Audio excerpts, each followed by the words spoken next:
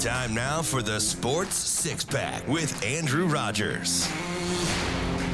You know what time it is. It's time to send in those questions to the Sports Six-Pack. I know we've compiled them from yesterday, but you still have time to get yours in for Friday's show. So send those in at Hurrdat Sports. We'll mark them down. We'll put them on the back burner, and then Shaner, Sugar Shane, will get into those questions. We have 6 of them right now. Let's crack open a beer. Shane, kick us off. Question number 1.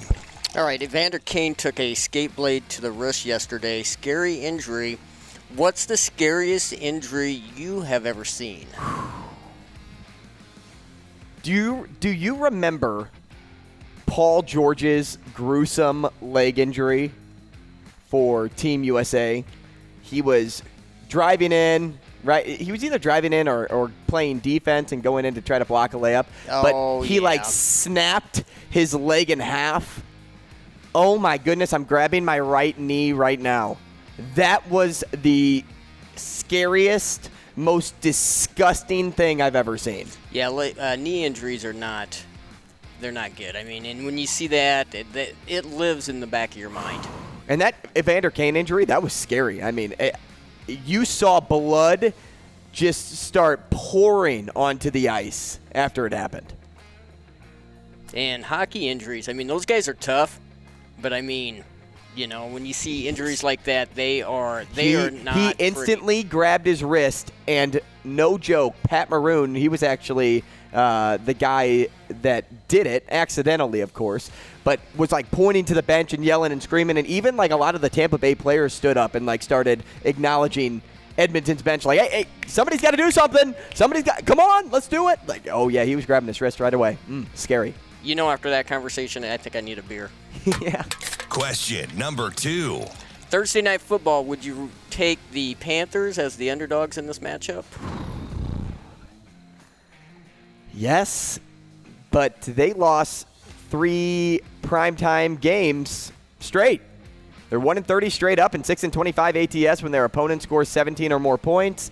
But I look on the other end, and the Falcons are 0-3 straight up and ATS on Thursday Night Football. At least Marcus Mariota is. But they're also 0-3 against the spread in their last 3 games. This is a complete toss-up. I would not bet on this game. If I bet anything, it would be maybe Patterson and DJ Moore to score touchdowns. But aside from that, I'd probably stay away. But if you know, like I said, you had to twist my arm, I guess Panthers, I'd take their money line. Give me the dog. Taking the dog. Okay. Woof, woof. All right. Well, there you go. Question number 3. How many cups of coffee, tea, or beverage of your choice do you partake in each morning? Well, hopefully, not just me, but a lot of people out there are going to partake in a lot of coffee and cream in the morning. Coming here soon. Oh, I see what you did there. You like that? Mm-hmm. But I would say coffee is my beverage of choice. It didn't used to be. I used to be a coffee hater. Like, I didn't believe in it. It didn't taste very good to me. But then I had to start getting up really early.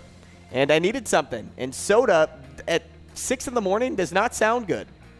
Despite Shaner bringing in a Mountain Dew every day. I know, it doesn't sound good.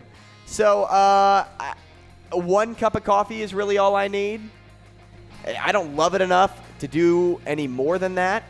However, and this is not a sponsor to the show by any means, but there is a medicine ball tea at a favorite coffee shop across the nation, and that thing is gas. It is so good. It's good? I would only take one of those 2, though. So I like the medicine ball tea or probably 1 cup of coffee. Need some creamer, though. Is that what the kids are saying these days? It's gas? It's gas. I don't know. Maybe. Question number 3. Oh, I just did that one, didn't I? Yep. Well, yeah, that's how drunk you are. Wow. You're a lightweight. It only takes you 3 beers. Question number 4. 30-plus, the largest point margin anyone in Husker history can remember. How does Nebraska compete in this football game? Well, I said it once, I'll say it again. If you caught it on the morning dump, prepare to hear it twice, because the way you win this football game is by eating the clock. Time is your best friend, but it's also committing to the run. It's something the Huskers haven't been doing. But if it's not working, then you adjust. You don't just abandon it completely. You have to commit to it. You need Anthony Grant to get touches in this game because that's how you eat the clock. And then by doing so, you give your defense breathers. And that's a big key to me as well. You can't go 3 and out constantly. We saw that last week against Minnesota. The Huskers are going to be defending their 3rd straight run-first offense. They are going to be tired. They're going to have to tackle early and often. This is a game that you need your defense to stay off the field. You potentially win the turnover battle. We say it every week. But most importantly, time is your best friend. And you need to emphasize running the football. I know they did in practice, but make sure that carries over to the game. Question number 5. Who is the worst player still on your fantasy roster? Now, is this football? Fantasy football roster, I would assume. Okay. Because I know you're all about fantasy golf right now. I'd say Darren Waller, your boy. Oh, Take come a shot on. at you. Why are you taking... Well, that might be true. He's on my team in 2 leagues, and that dude is doctor injury. Call him Hammy Waller. He just doesn't play, man. And when he plays, he just doesn't perform well. I mean, he's a top 4 tight end. He has the potential to do great things, but you got to stay healthy, and he just doesn't. And you can't drop him either because the tight end position is so limited when it comes to talent that it's a wait-and-see game with him. I was going to say he drops a lot. I think a lot of people should drop him a lot. Oh. Yeah, you're probably but right. We can't. Darren Waller. Question number 6. Would you rather get a paper cut every time you turn a page or bite your tongue every time you eat? Ugh. What do I do more? I turn a page. I don't really read all that much, so I'm going to say I would rather get a paper cut every time I turn a page. But does that count with online articles?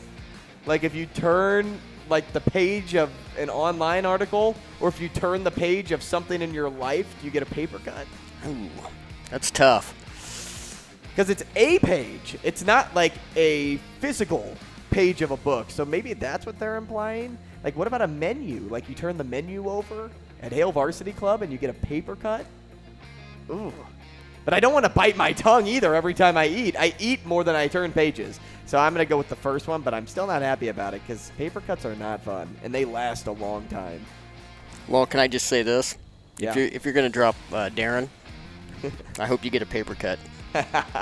Feeling tipsy yet? Catch more of Andrew Rogers from 7 to 9 in the morning on Hale Varsity Radio.